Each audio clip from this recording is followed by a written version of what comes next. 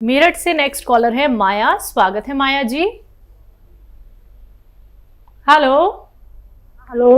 बताइए, सवाल करिए। हाकिम जी से बात करनी थी। बात कीजिए। जी माया जी। हाँ हाकिम जी, राम राम। जी जय हिंद, आदाब। मैंने ना जैतून का सिरका मंगाया है, हम्म। तो वो मुझे 1-1.5 महीने से खांसी, मतलब 2 महीने करीब हुई, खांसी जुकाम नहीं जा रहा, तो उसमें ले सकती हूँ कि नहीं ले सकती? हाँ, इसमें लहसुन और अदरक का जूस मिलाकर आप ले सकते हैं। तो उसके लेने का तरीका होगा कि फिर आपको 2 बार नहीं 3 बार लेना होगा, सुबह दोपहर शाम खाने के पश्चात। तो ये आपकी नज़ला खांसी की भी खबर बहुत जल्द देगा, वो भी ठीक होना मुमकिन है।